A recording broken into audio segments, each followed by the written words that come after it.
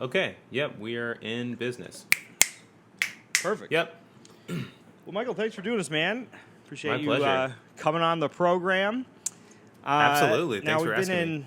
How long have we been in? We've been in lockdown for a couple of months now. I'm losing track. It feels 5-ish. like forever. Yeah. Yeah. How you been holding? How have you been holding up? Are you one of these people that has been able to be ultra productive in the isolation, or are you struggling with motivation? Or That's funny. Yeah. No, definitely the latter for sure. The being alone thing is super normal because I'm an only child, so that's fine. Sure. The being productive thing definitely has been interesting. Just trying to find like new ways, new methods of slotting into productivity because I feel like it's harder to start than it was before. Sure. Like once I'm in it, I'm fine, but starting it is tough. Yeah. You mean individual projects or just on a daily basis? On a daily basis, just like having a routine of like waking up and like answering emails or whatever it may be, is that the routine of that has been like a definite learning curve. Sure. Yeah. Do you find yourself? Is it helpful for you to have deadlines in particular, or are you generally self-motivated? Absolutely. I definitely work very well with deadlines. My brain tends to be very like la la land. Sure. So like if I don't give it a very specific deadline, it just wants to play and go all over the place. So deadlines are like my bread and butter. Yeah. I've got the same thing, man. That's been one of the things that's been tough for me doing this. Is like I know that I'm sitting down to write charts, and I've got so much time to write new music. Yeah. But not knowing when it's going to be performed, I don't know. It's a little harder to dot the I's and cross the T's on all this Absolutely. stuff. Absolutely. Yeah. But at least you have the advantage, which not everybody does, as a vocalist, of being able to perform in some capacity from your house. Yeah. You've been able to do a couple of live streams and things like that. How many of those have you done? I've done not like a lot, but I think I've done maybe 1, 2, 3, 4-ish, 4 to 5 total. Yeah. But that's pretty good, especially as a vocalist, being able, Yeah, being I able mean, to I'm definitely perform. I'm thankful that people have been asking me to do them from time to time, and it's been a nice, just the sensation of like getting ready for a thing has been really nice to be able to slide into that from time to time. Sure. And I'll tell you, the other thing is you've got not a unique position, but a rare position in that you've found a way to accompany yourself. So I saw your the Sam First session. Oh right? yeah, yep. That's up on YouTube, Mm-hmm. and that's pretty remarkable. You can do the whole thing with a loop pedal and a keyboard and just your own voice. Yeah, I mean, that one was fun to get ready for because I typically, I play piano, but I play piano as like a compositional and practice tool. I usually don't perform with it. So that was the first set that I've really done ever. That was like a full set. I mean, I obviously wasn't playing keys for the whole time, but like I played keys for like a substantial chunk of it. Yeah. And so that was cool because it's like experiencing something new in the sort of like dreary monotony of this current situation. Sure. Was really fun to have to like slot into that sort of new thing. And have you been doing a lot more of that, just in terms of working on playing keys and Yeah, singing, absolutely. doing- I mean, of all the things I've been doing, I've been practicing like non-vocal instruments way more lately, actually. Like keyboard and drums and stuff, and so it's been nice to have the time to actually do that. Sure. I think that's going to be one of the that's one of the. I'm trying to find the light in the whatever. Yeah. In all of this, and that's one thing. It's just relearning. Learning new skills. We have the opportunity to try to figure new things out and Yeah. adapt to the situation at hand, and hopefully we can take some of that when we come out the other side and try to do something with it. Hopefully. I mean, humans are quick to forget, but I think that this situation is significant enough that hopefully we'll be able to take at least more than 50% of all the things we've learned with us along on the journey after this is done. No doubt. So there's a couple things I wanted to cover in relation to some of those performances and the many times I've seen you play before that. Sure. And let's start with your approach as a vocalist, and then we'll do the technology stuff because I think it's all kind of fascinating, the approach that you take to this. It seems to me that you really treat your voice as a musical instrument. You really think of it as being a musical instrument. Of course, it is. Its voice is a musical instrument, but Yeah. there's sort of different approaches to it. But your approach to singing and production of music and everything has, first of all, a very, I would say, like controlled, almost instrumental quality to it. It's clear that you really care about the voice as a mechanism. And the other thing that kind of hit me to that thinking, I don't know if you just, well, I'll let you respond. Does that seem fair? Yeah, no, I would agree with that. Totally. The other one that was really fascinating to me was last summer when we were at the NEC Jazz Lab. It was really fascinating to be hanging around with you and Becca Stevens, who I remember you were doing these vocal exercises that were like, and I would never thought of just the minutia of the human voice and trying to think about these little things that, having had a human voice for my entire life, I've never thought of ever. So I'm not going to be able to remember all of them, but I remember one in particular was you were trying to just create one, whatever it is. One like thing? vocal fry thing. Is that what it's called? Vocal fry is that like what's that movie, like The Grudge or whatever? Yeah. That sound, and Becca's whole thing was like, can you do just one? And it's actually so hard. Yeah. Yeah. I still can't do that. Wait, let me just try like one. Yeah. Nope, that was like three. It's so hard. It's so hard.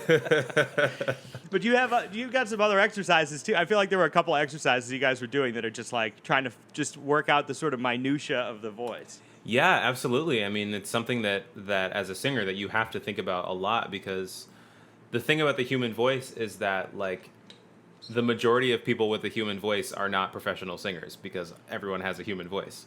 So the human ear, naturally, because it already has it, latches onto a human voice so much quicker than it does, the drums, the keys, the horn, even the lyrics. Like the actual sound of a human voice is what people's ears immediately latch onto, which kind of means what message you're trying to get across. Because like the difference between and similar notes, exact same shape, same first note, same last note, but that little like has a little slightly different emotional thing to it, that like doing that on purpose as opposed to doing the other thing can make the difference between like people getting what you're saying and people not. Sure. No doubt. Do you have any examples of other little exercises that you do to just think about those specifics while we're on it? Let me think. I was doing one with a student earlier today, actually, where we took, what was it? It actually might have been,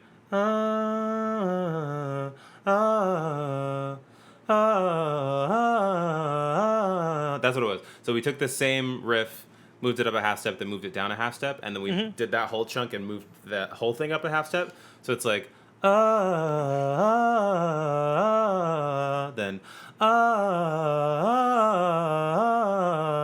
and like essentially trying to slot into my mom, who's also a singer, she calls them like grooves, meaning like the same as like a groove on a record, like the shape of the riff that you're trying to sing. You have to figure out the grooves in your voice to be able to land on those notes, because otherwise you'll sing it out of tune or you won't sing it with the right exact shape. So like little exercises like that help with that finesse. Sure. Now, that also sounds like it's deeply connected with ear training. Do you think about those two things as being different, or are they in your mind sort of the same principle? Or how much overlap do you think? Yeah, huge amount of overlap. I wouldn't say that they're exactly the same thing, just because one is dealing with the act of actually like doing the thing versus one is the act of like hearing the thing. But because we're singers and because we don't have buttons and our instrument resides inside of us, it's kind of like asking a pilot to fly without any visual instruments, or asking a surgeon to do medicine in the dark. Like you're flying blind. So like you need to come up with clever ways of understanding how to relate a feeling to a sound and vice versa. And so a lot of the work that I do with people, because especially since, before quarantine also, but especially since quarantine, I've just gotten very passionate about helping people with ear training and connecting to their ears.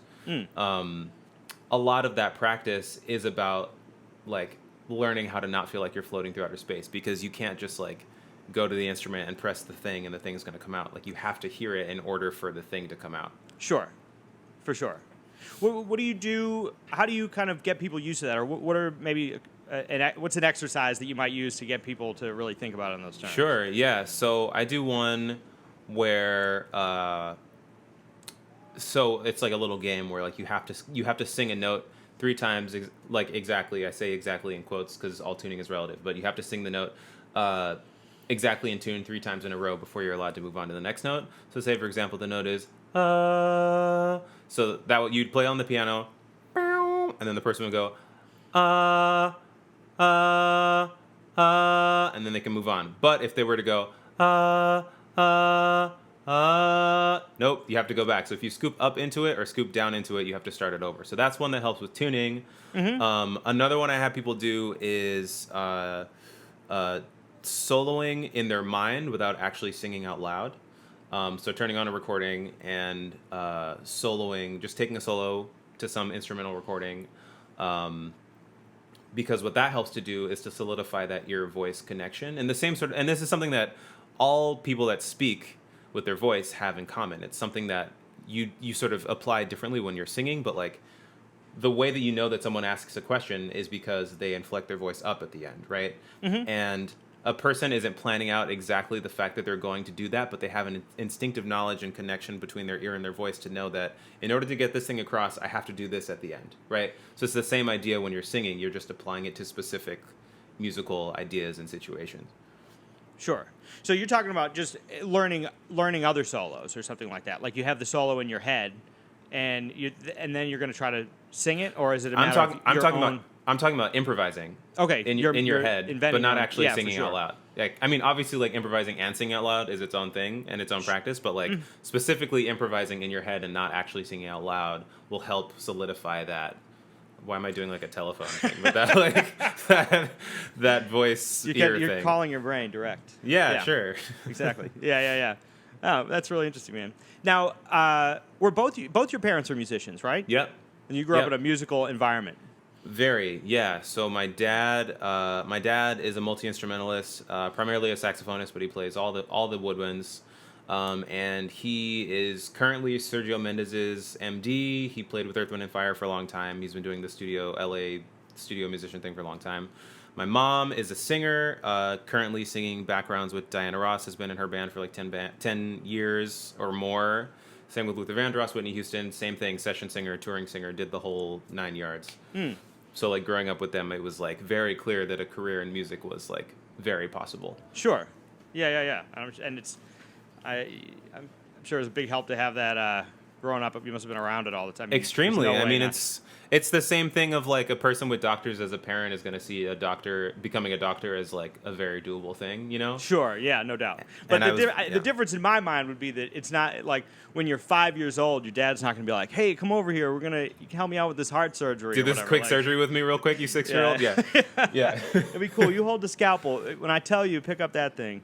Music is one of those things that I honestly wish that it was a little bit more of a part of everyone's upbringing in that regard. My dad's a drummer, an amateur drummer, but he, from the beginning, like he had me, before I remember anything, had me playing conga drums and stuff like that. That's amazing. Set the stage, like, you know, you see, it's always feels like it should be like a substantial cultural thing, you know, and I agree. Fortunately, you know, it's a big, it's a blessing to have it when you can grow up in that kind of an environment.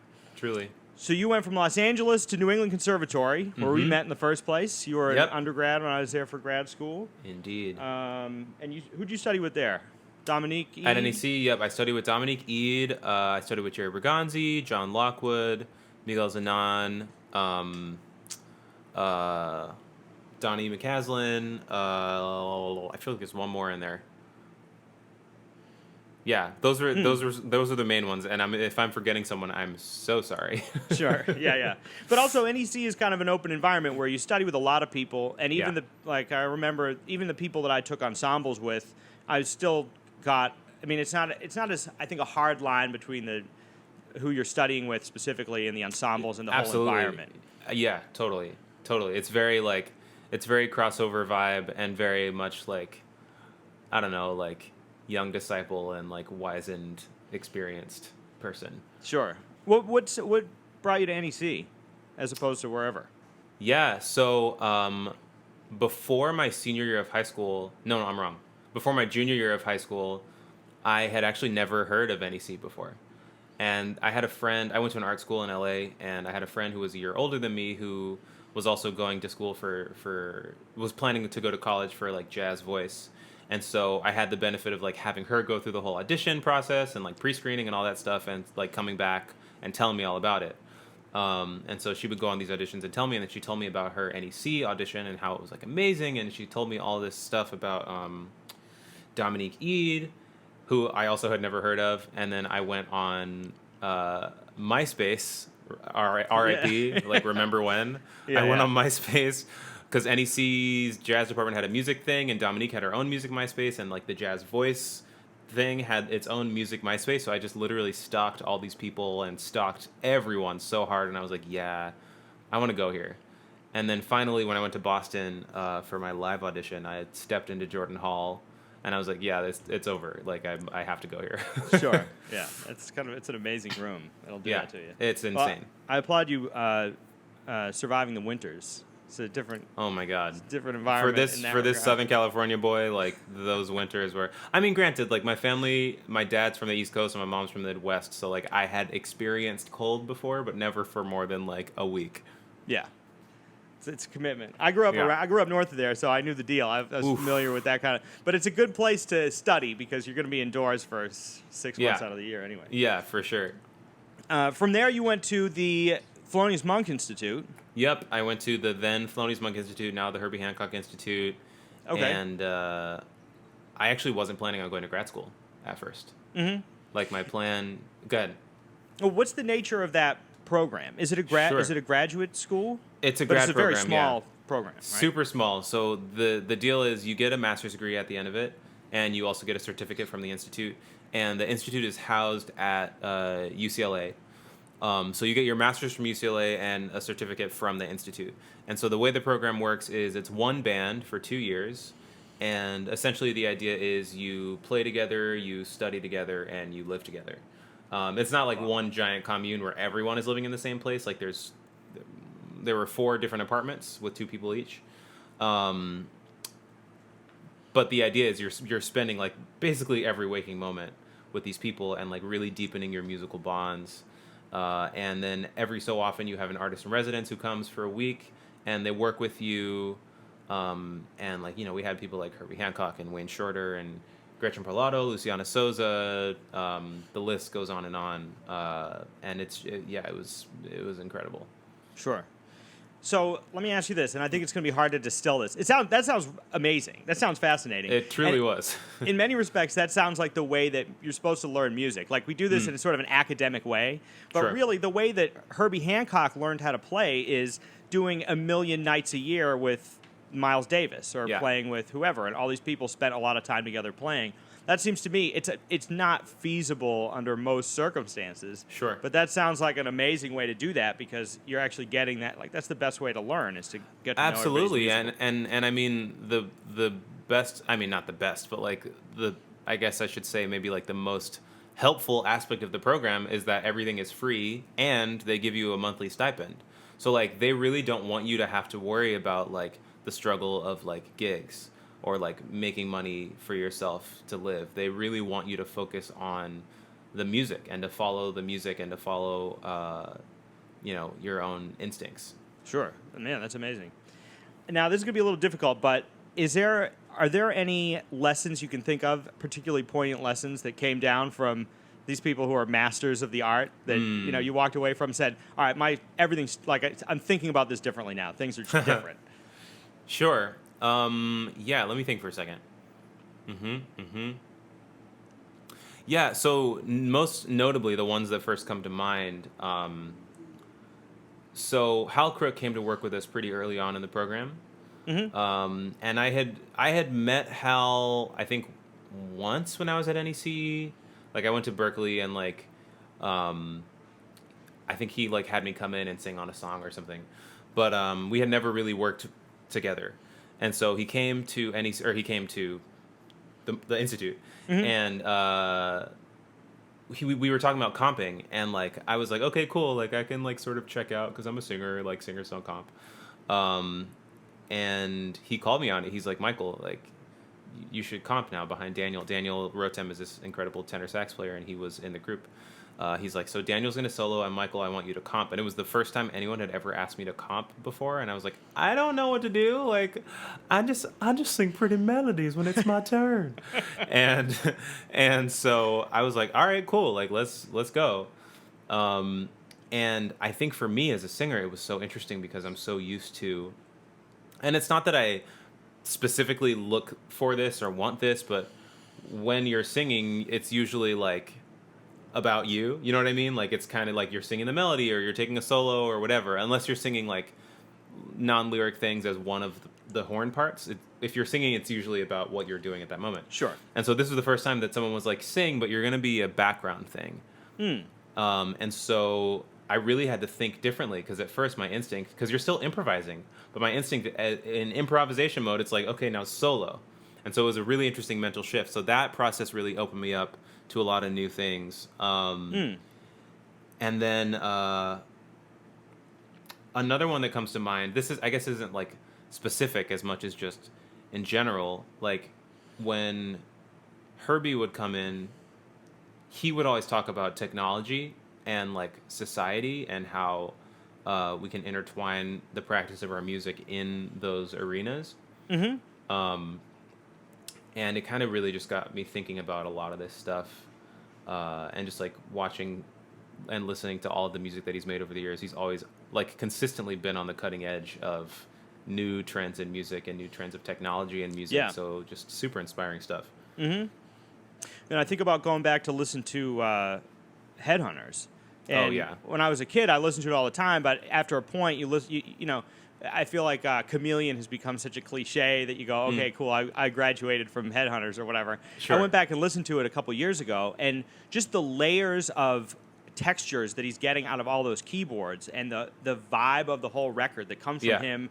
I mean, the fact that he's doing that in 1970 or whatever it was, like, is super deep. I mean, he was way on top of that stuff. Yeah. And without sacrificing any of the musicality that he's dealing with in the Miles Davis Quintet or any of this stuff. I mean, it's a really impressive endeavor, you know. Absolutely. I mean, like, it just goes to show that it makes sense that he's found the success that he has, because it's like everything he's ever done is the proof is in the pudding, basically. Yeah, right. Yeah. It's pretty impressive to maintain that for so many decades and still be the dude. Yeah, the Now, dude. did you do a tour with him afterwards? How was that? I did. It was terrible. No, it was a literal dream come true. It was insane. So we did a tour of South America. This was fall of 2018. 2018. And so we did Colombia, Chile, Brazil, Uruguay, and Argentina. And what was the band? It was Herbie, myself, Gregoire Marais on harmonica, insane harmonica player. Wow. James Genus on bass, and Justin Brown on drums.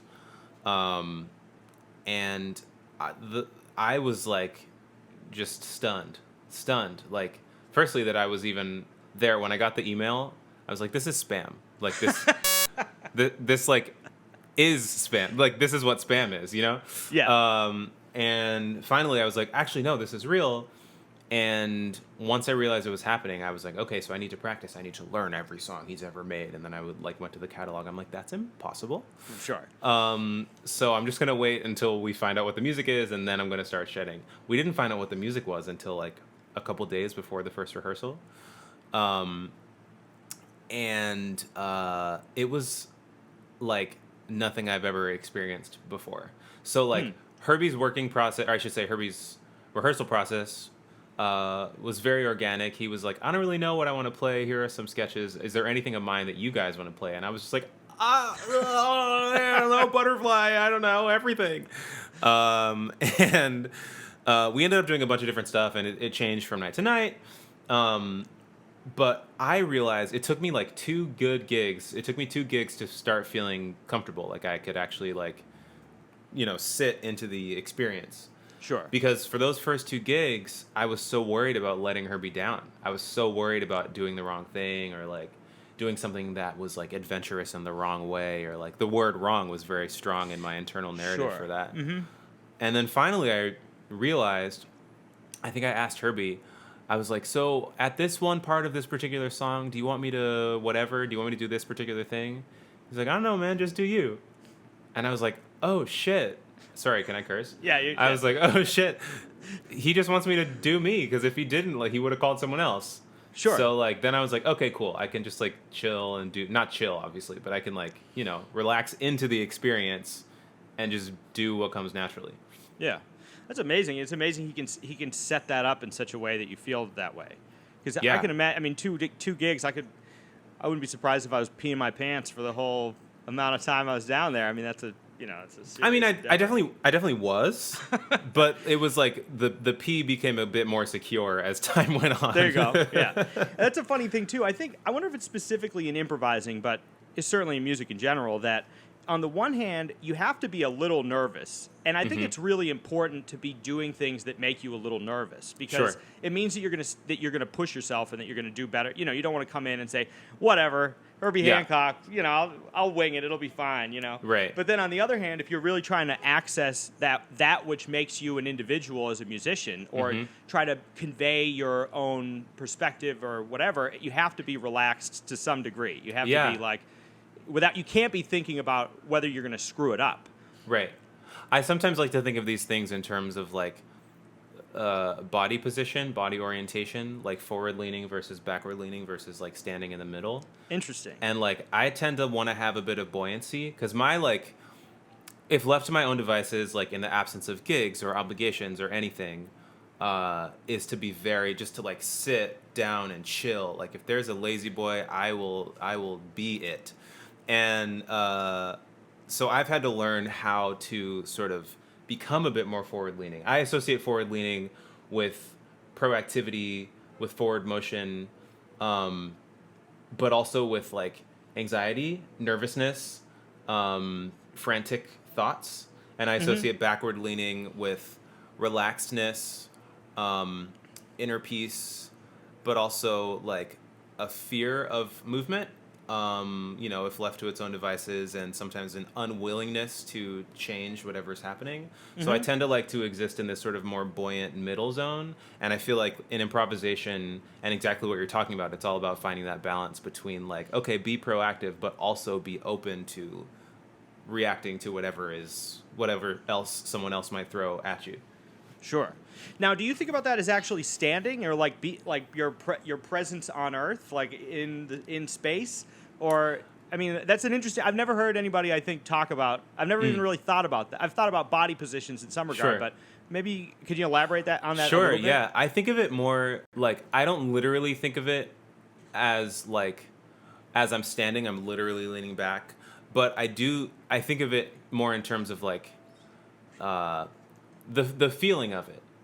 I mean, I will say, like, specifically talking about the actual physicality of it, like, I tend to feel a bit more comfortable if I'm, like, leaning back than if I'm leaning forward. I'm not, like, a biologist or anthropologist or anything like that. I would wager to say that there probably is some connection between that. But I guess I'm speaking more in terms of, like, some people feel uncomfortable unless they have a million things on their plate. You know what I mean? Like they don't know how to relax. Yeah. I've never been that person. That's a little closer to me, honestly. Okay, that's what I've been struggling with in these, quarantine times, trying to figure that out. But sure. Yeah. I mean, like I have a really good friend of mine who is the same way. And like when we talk, cause we're kind of polar opposites in that way, I'm like, she always asks me, she's like, how do you relax? Like, how can you chill? And I'm like, I don't know, like, how can you do 10,000 things and still keep going? Like, so I feel like it's a matter of, like, learning maybe what your, like, tendencies are and trying to shade in the rest if you can. Yeah, no doubt. It's a journey. Interesting. I'm going to think about that. I'm going to be thinking about that going forward. Man, I'm glad to hear that that Herbie's as hands-on, or is it, like, let's say, flexible or artistic, or like let's everybody, because it would be easy for somebody in his status to say, all right, MD, you rehearse the band, I'm going to show up on the gig, Right. play the gig and get out. You know what I mean? But Right. And it's he really was, cool that he was at every single sound check, and he like spent so much time like making sure that the keyboard sounded right, that all the sound stuffs were, and he has like an amazing team of people, and people I consider friends now that were there at every gig, like traveling with the band, and yeah, very very hands on, very present. He's extremely present. And now, is there any documentation of that? I'd love to hear you and harmonica and Herbie in a There's some setting. videos on YouTube of it, and last time I checked, there was like at least 10 different YouTube videos. There's a couple that have the whole set, a couple that just have like songs here and there. But I think if you go on YouTube, you can get pretty much all the gigs if you piece everything together. Sure. Yeah. There you go. Now, speaking of technology and his approach to technology, you've got, every time I've seen you, you are operating with, the last couple times I've seen you play with your group, it'll be a quartet, bass, keyboard, drums. Yep. And then you always have a loop pedal with you. Yep. Or a loop, is it a loop station of some, what do you call it? What is that thing I call it a looper effects module. Just it has a lot of stuff.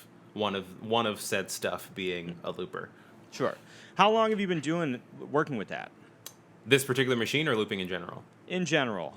Yeah, so I started looping my senior year of college, of undergrad at NEC. So now that would be like 7 years. What is time?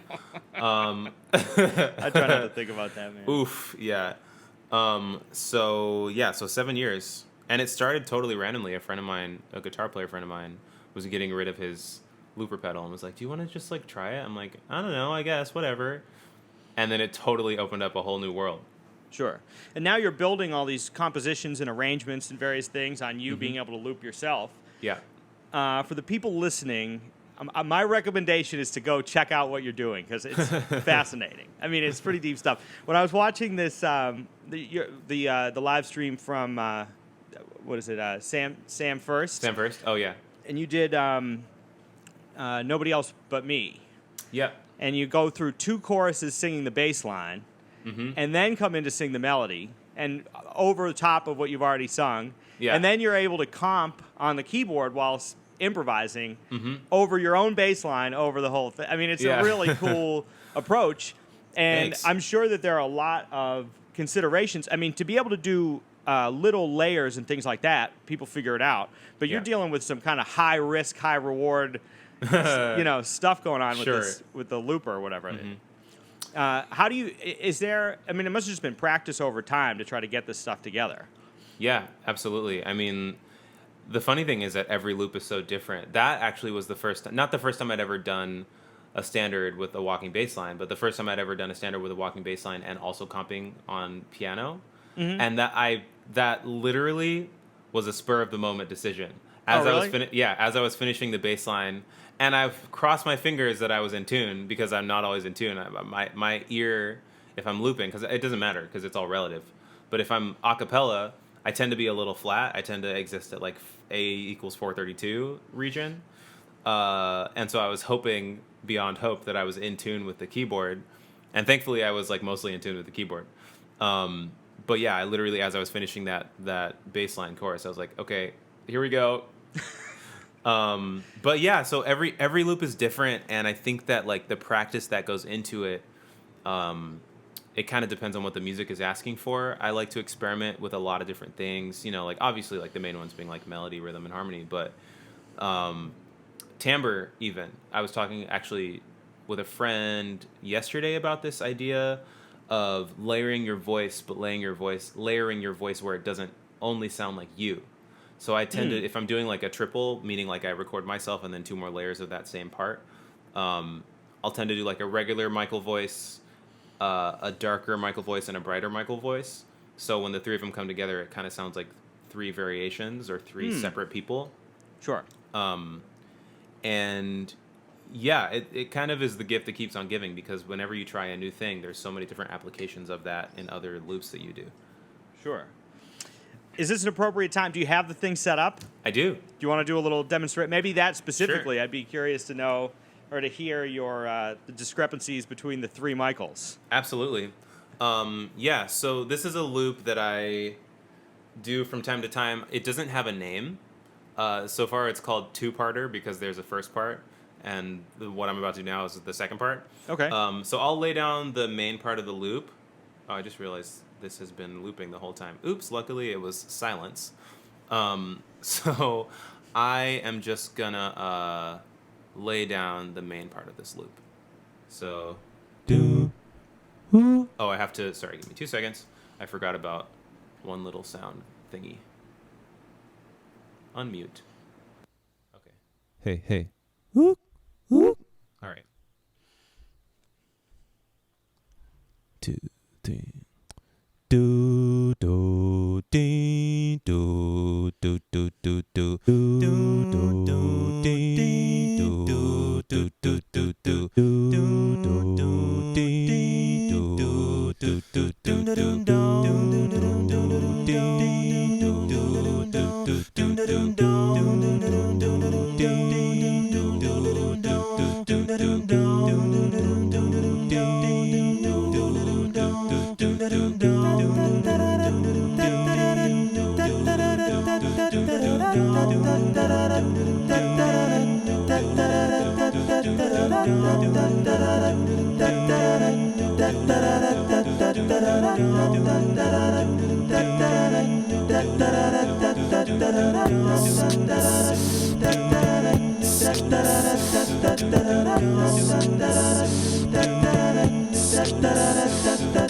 All right, so here comes the part. I'm going to loop the same part 3 times, and you'll hear the difference in sound.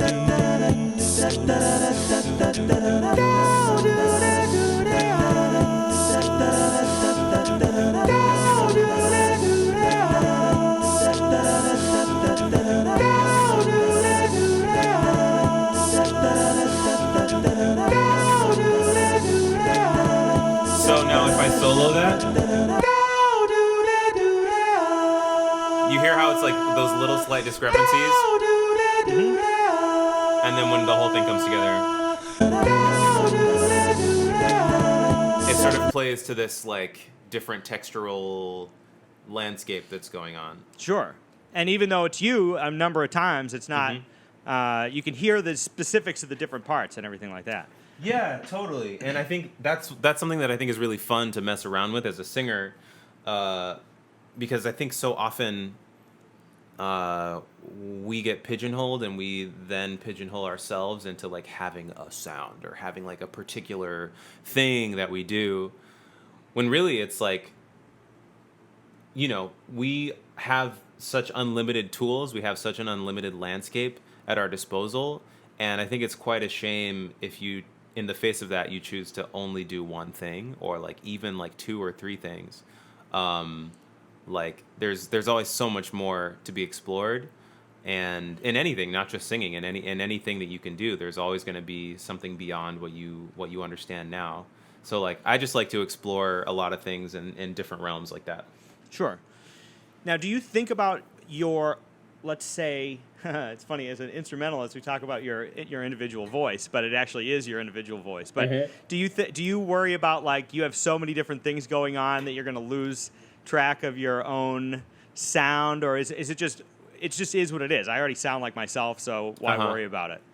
Yeah, I mean, for a long time I did worry about it. I mean, like in college, in grad school, after grad school, like I worried about like, what is my sound, like what is my aesthetic, what is my whatever. But in recent years, I've kind of realized like everything is a matter of perspective, and the things that resonate with me now are very different than the things that resonated with me when I was 17. So it stands to reason that they're going to be very different than the things that resonate with me when I'm like 34 or 44. You know what I mean? So like, sure. I kind of like this moment, this idea of existing in the now of resonance. Like whatever is resonating with me now is what I'm going to do now, and just like listening to that guide, because it's always going to be there, but it's just going to change form. Sure. I think that's a good mentality. I think people get bogged down by thinking, and I'm sure I know I have as well, but get bogged by saying like, all right, this is going to be the style that I play in, or I'm going to put myself in this category or that category. Right. But right. you open yourself up to the endless possibilities if you're just comfortable with change or with absorbing anything or with being whatever it is. Yeah, and it's also like in a certain way, like if you, this is kind of dark, but if you were like stranded on an island with no other humans for like a year, and then suddenly you were thrust back into society a year later, you wouldn't forget how to speak English. Sure. Like English is still going to be there. Yeah. Like it might feel weird, it might feel a little cobwebby, but like it's still going to be there. So it's like the stuff that we learn is still there in some capacity. Sure. Yeah, it's still a part of you. So now when you're doing these, so you've got a number of different arrangements and pieces that you'll do with the loop pedal. In particular, let's see, what do I remember? Your Giant Steps arrangement is spectacular. Yeah. Thank you. Alone Together, a lot of these, and then a number of originals. Do you just experiment with this, improvising as you come up with these things? Do you layer the improvisationally, or do you? Because there's a lot of stuff where you're starting sort of essentially in the middle, or you'll start someplace that is unexpected. Then all of a sudden, when the bass part comes in, or whenever the whatever comes in, all of a sudden it all makes sense. Do you write it out, or how? I don't write it out typically for any reason other than like laziness. But I usually what I do when I'm starting a new loop is just like improvise and turn on my phone to record and luck upon something that I like. Take note of, I usually, once I find something that I like, I break it down to what the parts are, and I'll record a separate voice memo of like, here's the bass part, here's the melody, here's the pad, so here's the rhythm thing. I use that voice, here's the bass part, here's the... Got it. Yeah, but yeah, so I usually do it like that. And yeah, it also depends. I mean, with the Giant Steps thing specifically, I literally just wanted to shed soloing over Giant Steps. And I didn't have a keyboard yet. This was right when I moved to New York. All I had was a melodica, and I got so annoyed of like playing chords in the melodica that I was like, I just need a looper thing, because that way I can take it at my own tempo. And then it just turned into a thing that I ended up like playing live. Interesting. And that's the way you're approaching all this stuff. At least with it's kind of an improvisational experience. Yeah. That's amazing. How do you think about writing songs as opposed to the layered looping thing? Are you because I know recently you've been writing poetry, right? Or has that been a common thing for you? And I've been writing poetry since college. I've just been like posting it a bit more recently. But yeah, the writing process for me is kind of random. Like in college and grad school, I kind of exclusively wrote at the piano. In recent years, I've mostly been like creating a beat on Logic and then like improvising over that, finding a melody that way. I sometimes write away from any instrument just to like free myself of, like your hands go to the same spots that they're used to going to. So like I try to free myself from that from time to time by just like singing a thing and coming up with something that way. Sure. But yeah, I mean, what's funny is with poetry, it actually feels entirely different. Like I feel like I'm able to sort of close my eyes and just like listen to the words and just sort of allow the words to speak. But with music, and I think it's funny because you would think that having gone to school for music, you would be able to find that same sort of freedom, but I actually think it's the opposite. Like having gone to school for music, it's easier to get into like judgment mind or critic mind, go in that sort of ways, let go in other ways. Interesting. What do you mean?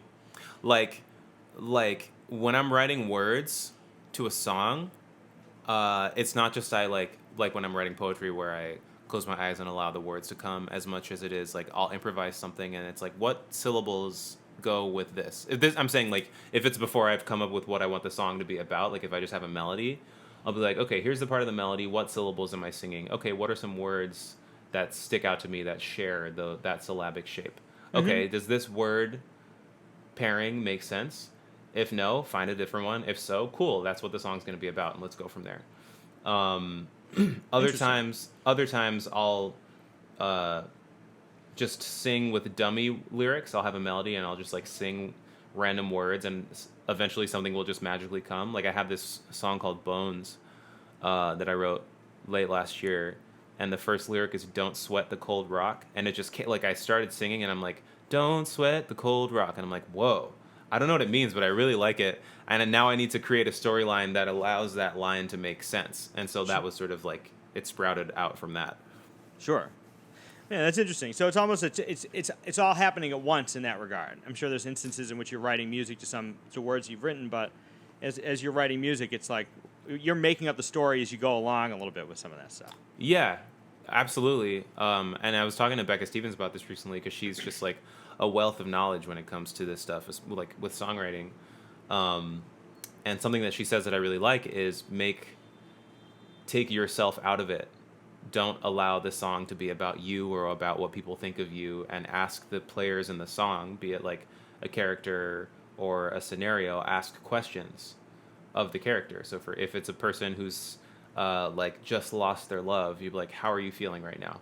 Instead of like, how would I feel in this situation, and what would people think about me expressing that thing to them on a stage? Because that, as a singer, that's like something that, I mean, not only as a singer, but like as a person who like performs on stage, that's a thing that goes through your head.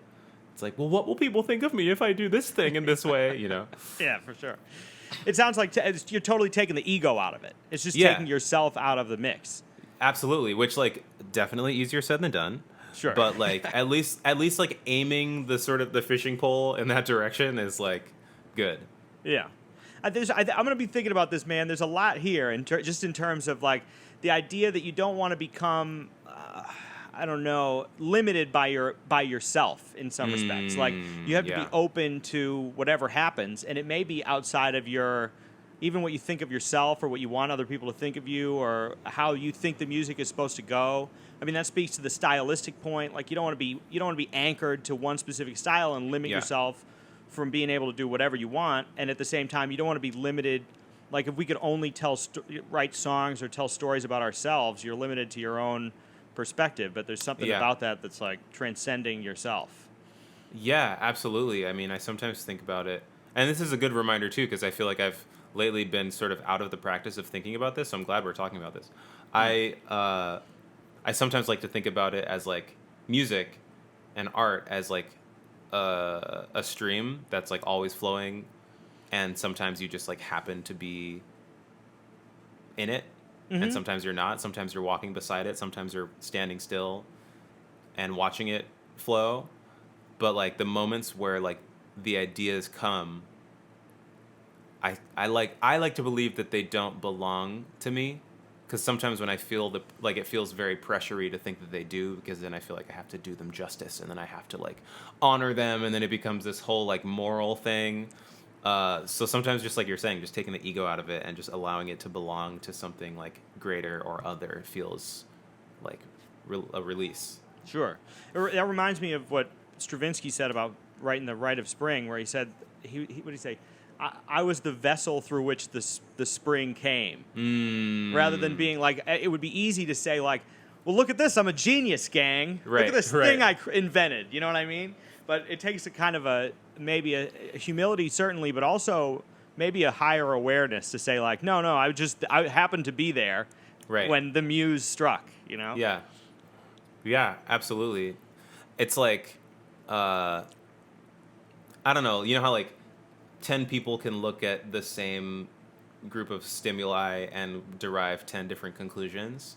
I sometimes like to think about it like if you were to ask 10 people to think of a 3-note melody, like you might get 10 different melodies. Some of them would resemble each other, and like the ways that they realized each other or the ways that those melodies became realized in development musically would be different.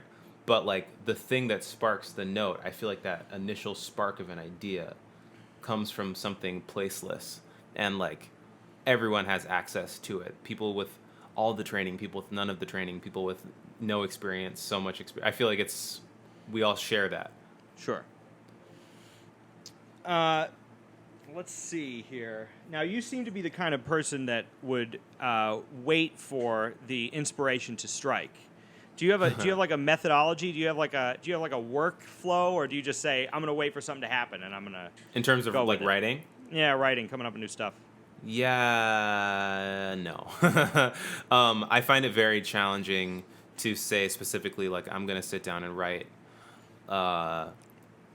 because every time I do, nothing happens. It just feels very forced, and I kind of lately I've been trying to just like show up for the opportunity of like allowing an idea to come. Like I'll sit down and I won't say I'm going to write, but I'll say like I'm allowed to write if I want to right now. Like it is okay for me to write if I so desire. And sometimes ideas can come that way. And sometimes it's like it's not even about what you're doing as much as it is about like how you're framing what you're doing. Because just that little mental shift, like someone from the outside who's not, if you're speaking to yourself in your head, someone from the outside would look at what you're doing and it looks exactly the same. A person who sits down to write and a person who sits down and says, I'm allowing myself to write, from the outside looks exactly the same. But from like an inner pressure place, it feels very different. So I tend to be a person that like reacts to whenever the inspiration comes. But Sure. I want to get a bit more structured with it, you know. The journey is long. No doubt. Yeah. I'm always interested in that because everybody, I mean, one of the things that I've learned from talking to people about their process is that everybody's got such a unique approach. Everybody operates in different ways. Some people have an easier time with a super structured, I work from 10 to 1 and that's my life or whatever. And Sure. that's when I'm writing, and other people that comes to them and some combination of the two of them. Yeah. But it's always interesting, you know. Totally. A couple of months ago, I was on my way to a gig in New Jersey, and I was listening to a bunch of knee body tracks, and there was a track came on with a vocalist. I was like, this guy's killing.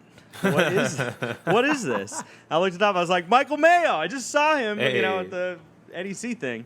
What was that? So it was there's two tracks that you have on there. One is By Fire. That was the first Yep. one I heard. And the other one, What's My Name? Yeah. What was the process like? Those are great tracks. I mean, that's an amazing Thank band. you. And Yeah, you I mean, slid right in there, like a just what I was talking dream. about before with the instrumentation.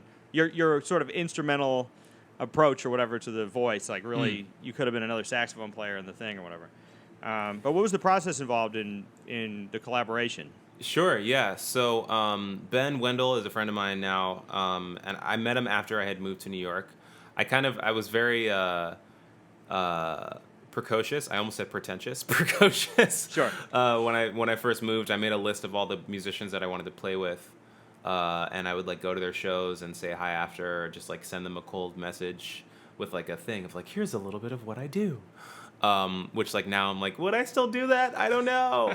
But I did then. Sometimes it worked, sometimes it didn't. Anyway, so I did that with Ben, and we got together to jam a couple times, and then we started being friends, and we just started hanging and playing from time to time. And then he asked me if I wanted to do a cover with Kneebody because they were doing this cover project, and I was like, yeah, like I'm pretty sure I definitely want to do that because I've been a Kneebody fan for a super long time.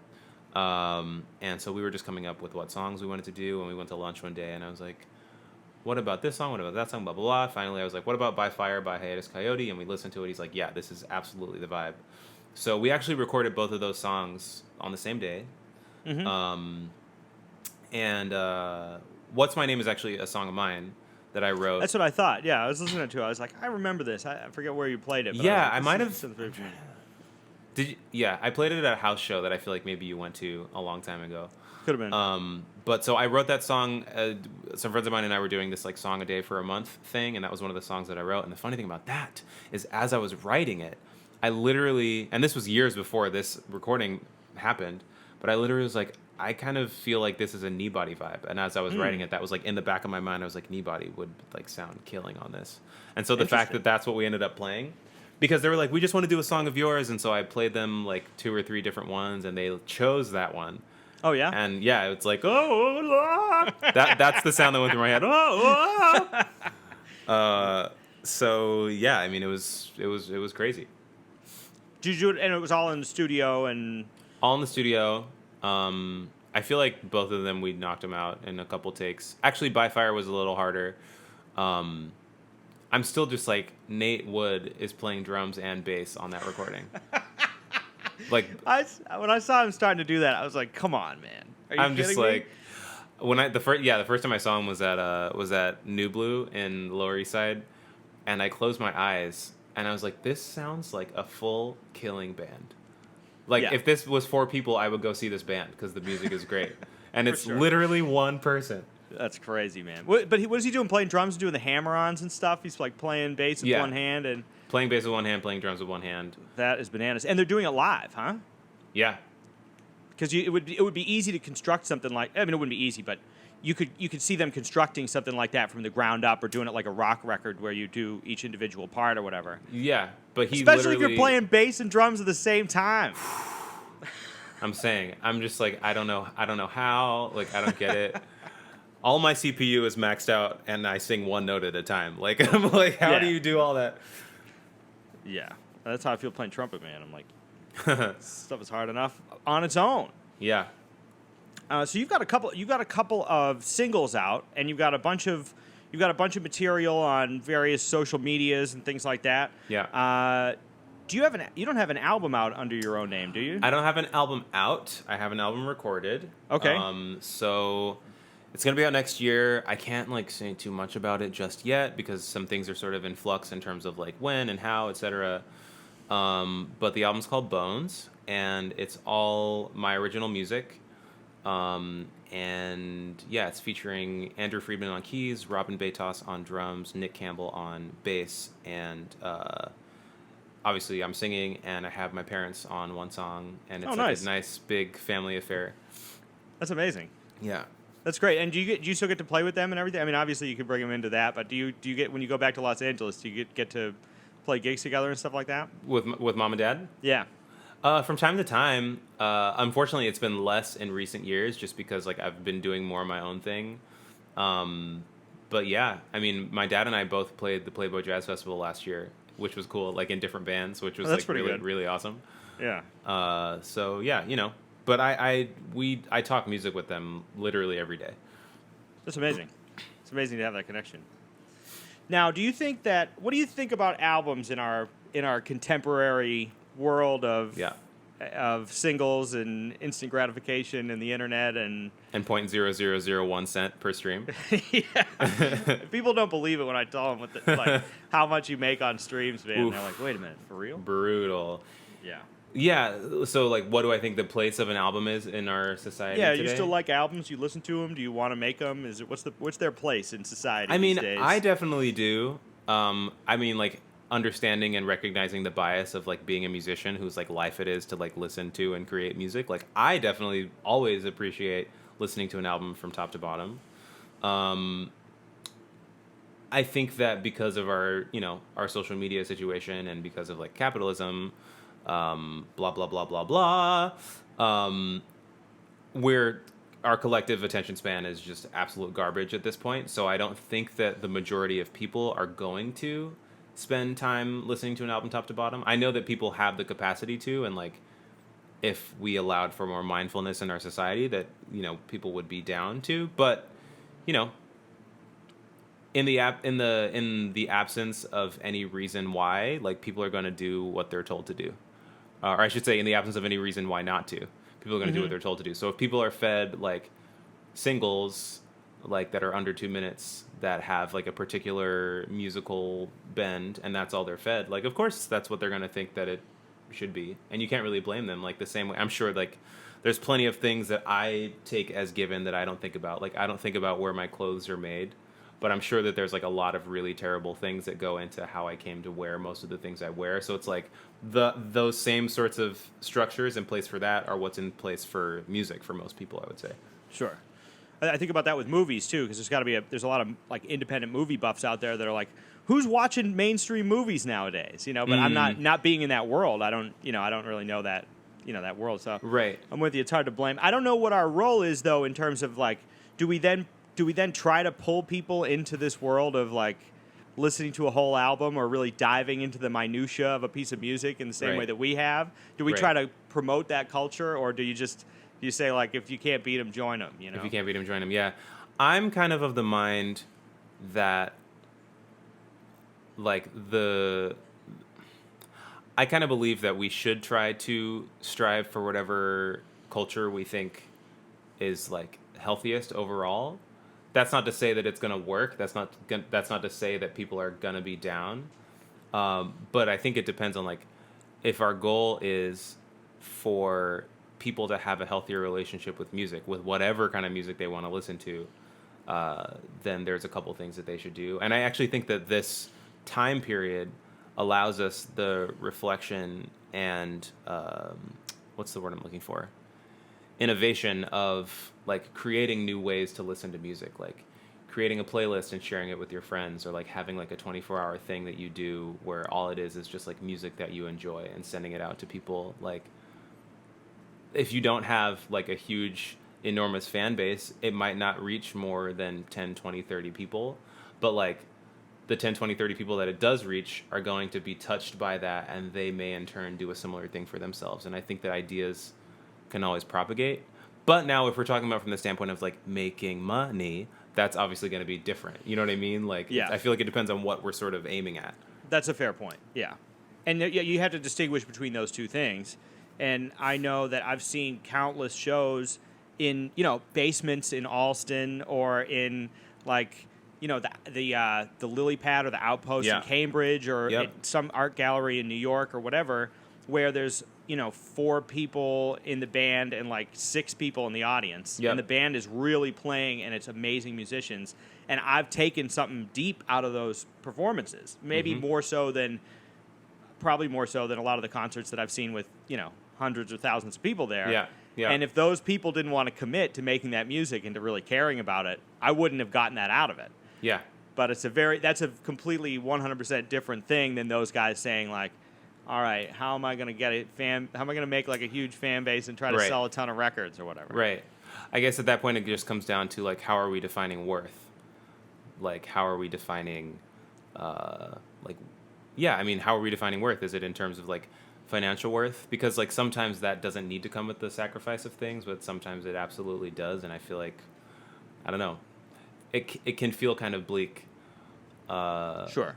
But I honestly believe that there's room for all this stuff. I just think it's a matter of like execution. Sure. In what regard? Like, how do you approach that? Like, I don't know, the fact that there is an avant-garde scene in almost every art form that exists. Like, there is an avant-garde scene, and I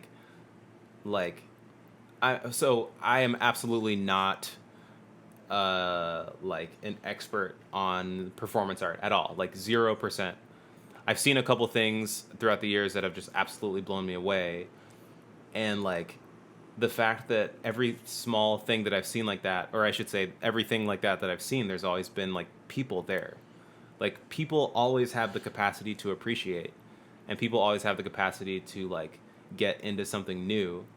I think the thing that gets in the way is like needing to have a certain amount of something for your livelihood, and that the stress of that, I think, really can muddy the water. Sure. But so what I'm trying to say is, I think it's possible. There's always going to be a version that nets you some amount of financial something without sacrificing everything of the artistic something. I think that you can have some of both. I don't think that you can always have all of both, but I think that you can always have some of both. Yeah. I think Herbie figured it out. Herbie's the one. Herbie and Wayne Shorter Yeah. might be the two guys who are alive that actually figured that balance. Yeah, they got absolutely. both of them. Yeah. But, yeah, that's the plague. Everybody comes out of music school thinking that it's going to be like 1956 and they're going to go out and play gigs and do 2 weeks at the 5 spot and make their rent. And then you get into the real music world, and it's like, I don't know.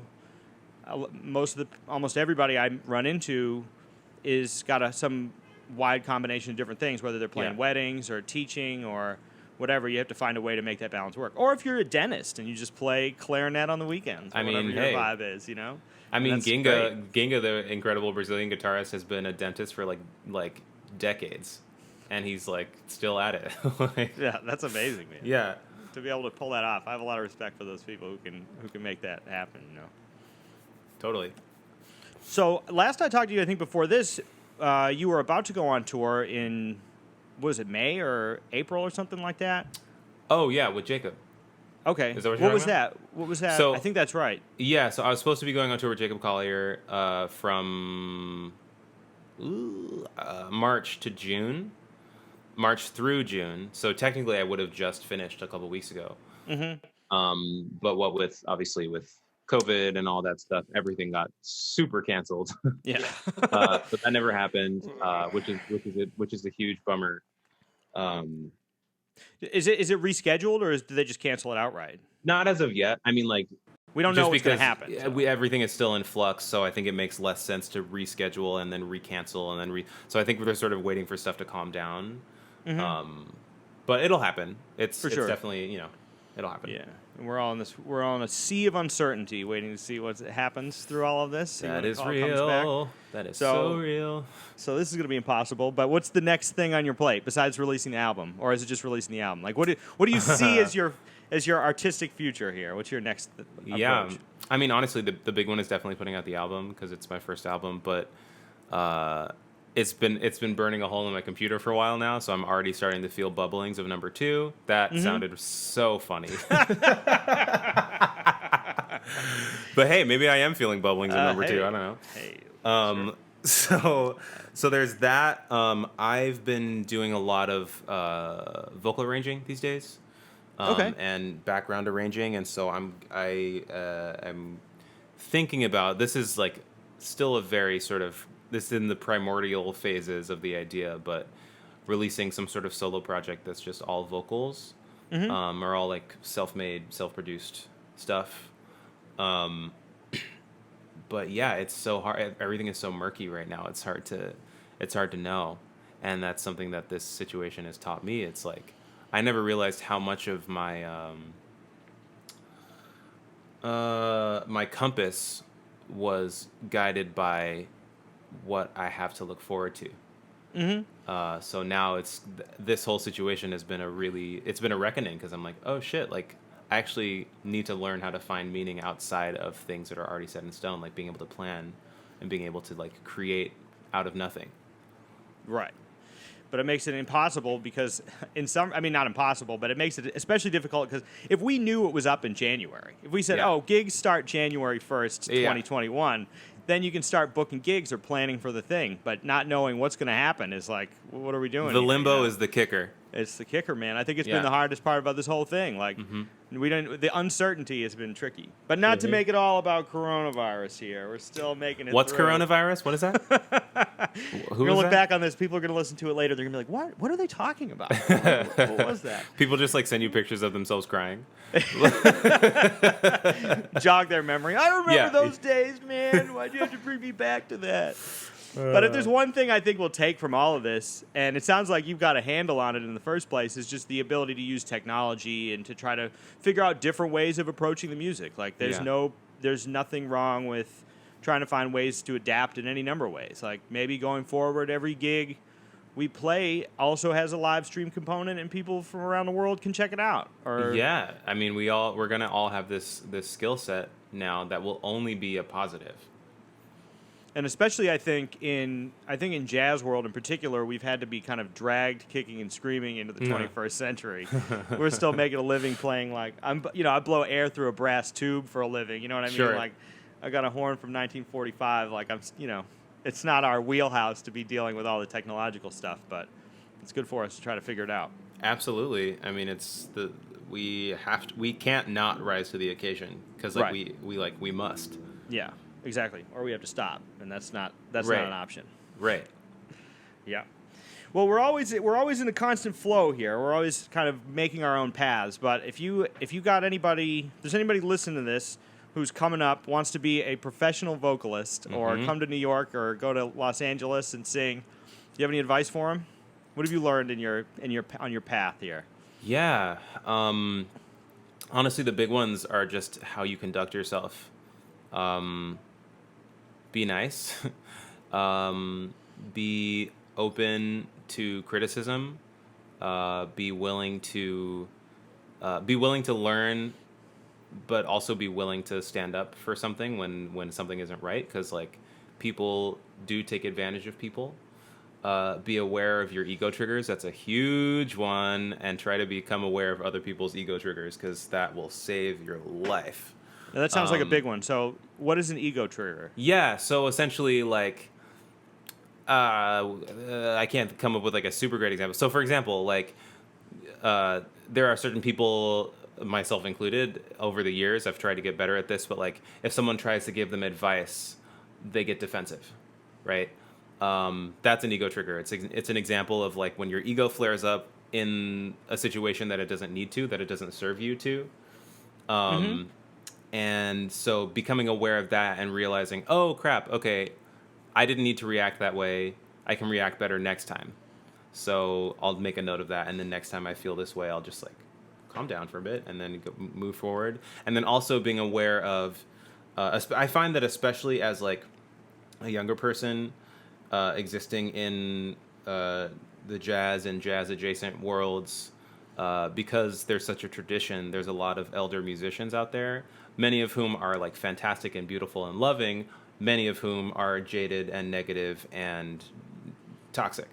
So like I've experienced a lot of things of like them requiring every young musician to like treat them a certain way or talk to them a certain way or doing this, when really it's like they're just being an unfriendly person and they have issues with how XYZ they are, be it like old or not as good at whatever. And I never put that on people. That's just their own internal narrative. And so like becoming aware of those sorts of things just to sort of save yourself the pain of having to deal with like a person's internal bullshit. So that's one. And then in terms of like personal growth, I would say always be listening, always be shedding, always be, if you have the resources to go see live music when live music exists again, go do it. And you got to pay attention to your bank account, but like sometimes someone comes through town that like you just like literally you can't not go, you know? Yeah. Sure. And I think that's what, I mean, for me, that's certainly a big element of what pulled me to New York, is it, or you know, it could be anywhere, it could be any city, but is going out and seeing, you know, hearing new music and getting the opportunity to hear people play. Like that's, yeah. I've always thought that listening is more important in many respects than, you know, let's say it's as important, maybe more important than practicing, or like. I mean, I would agree with that totally. Yeah, absolutely. What's your favorite film in the Star Wars franchise? Ooh, oh, that's such a good question. Honestly, probably Empire Strikes Back. Okay. Yeah. So I was kind of like a late comer to Star Wars. Like I had seen them, like if they were on growing up, but I had never really like sat down and watched them. And a couple years ago, some friends of mine and I did one where we watched them in like story chronological order. So we started with like 1, 2, and 3. Which like I don't hate on 1, 2, and 3. A lot of people do, and sure. I get it. I get it. But I like it because it gets you more into like Anakin, Vader vibes. Sure, I can see it. I'm going to stop talking about it now because I could talk about it for a long time. So for people listening, he's wearing a Star Wars shirt. I had to ask him before the end. I think with that we've covered everything. I think we've made it through. Yeah. I think we've made it through more or less everything. Well, Michael, thanks for doing this, man. Thanks for letting Bobby, us inside your brain. It's a for pleasure. a little while.